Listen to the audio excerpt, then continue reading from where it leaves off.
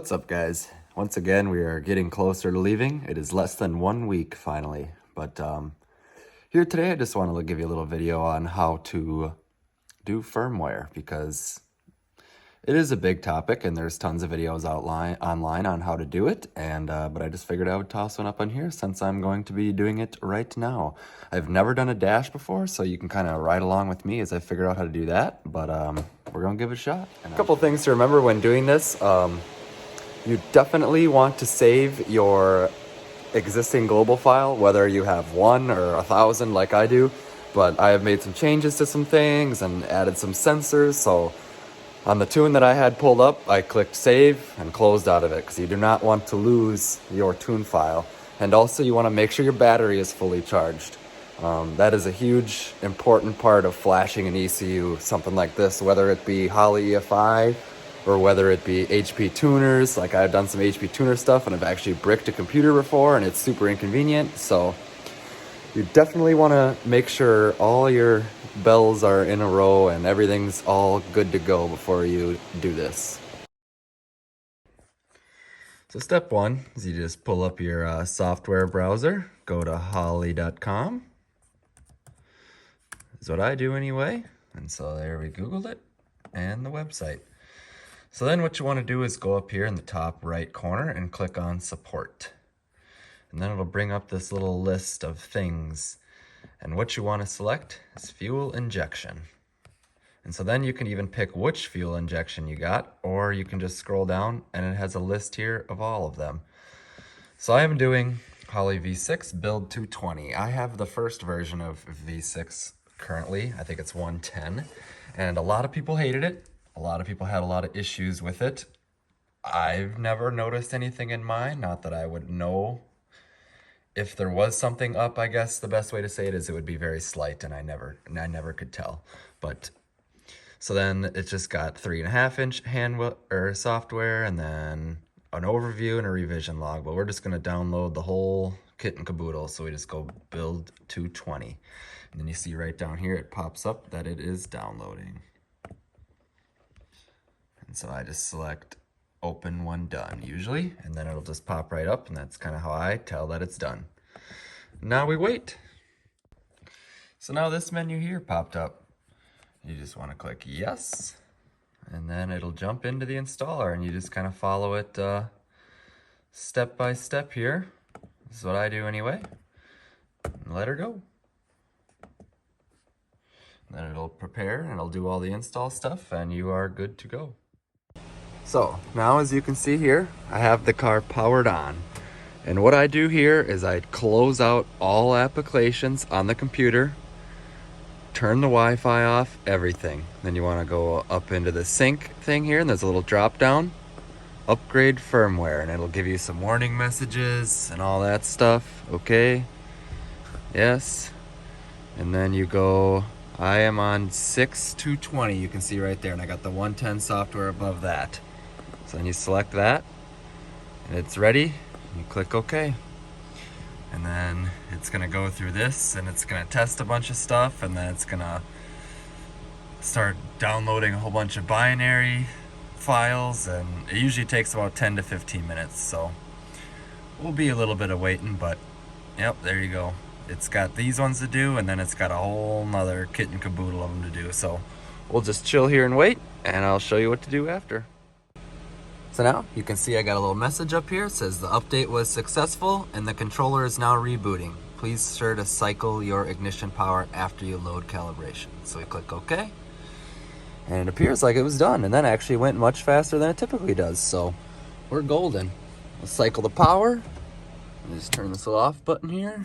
Everything dies. Then we'll boot her back up. So now you can see the screen's loading. And then we'll go up into File. And I'll pull up my tune-up, which is Sick Week. So now we're loaded with that. And we go USB link. We need to do a TPS auto set, so I'll do that. Click OK. Send to ECU. So there you go. Everything is syncing. It's getting all of its memory back from the old tune-up, and we should be good to go. So let's hit the start button and see what happens.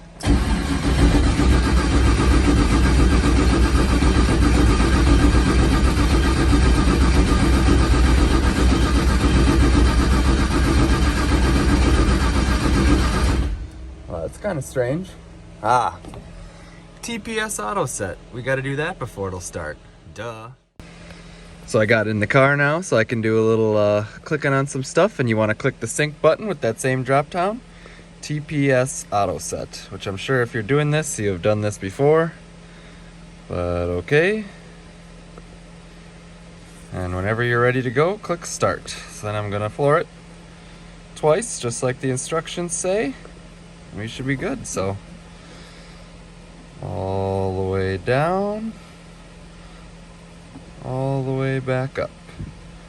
All the way down. All the way back up. And we're all good. Done. It was successful. So I just like to cycle ignition after doing something like that. So turn her off, click her back on. There's a fuel pump.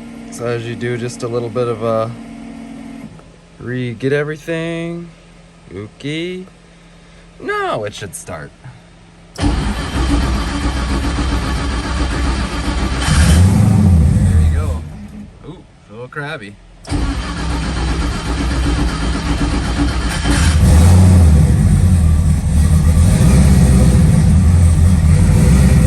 That we're running again. Golden. It's reading. Simple as that. So now we are ready to do the dash. So what you want to do is insert your USB drive, which I got mine right there. Select your two files that you want to transfer, which are these two.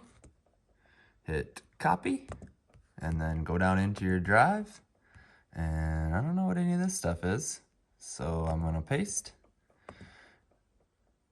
And then I'm going to move those files out of there so the thing is not confused. So now that we did that, we can inject our drive. And then what you want to do when you come to your car is you plug it into your USB cables that are connected to the dash, which mine are way down under here, so I gotta dig them out, but you want to do it with the dash off. So we'll go ahead and do that. So you can kind of see there, I got her hooked up, and then we power it up. So I'll hit your ignition, and you can see everything is booting up.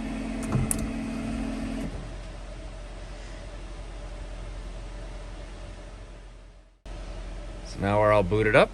We go to configuration, update firmware.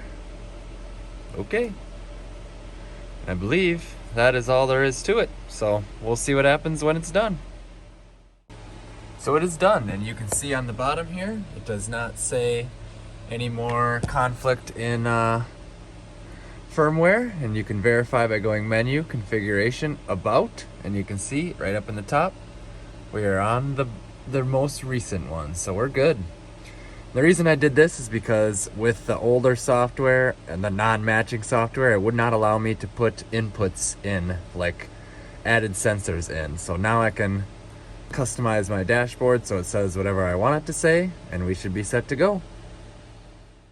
And just like that, we can now see I added flex fuel, line pressure, and transpan temp. So that is basically what I want to see while I'm driving down the road, and that's about it. So successful. Everything worked mint.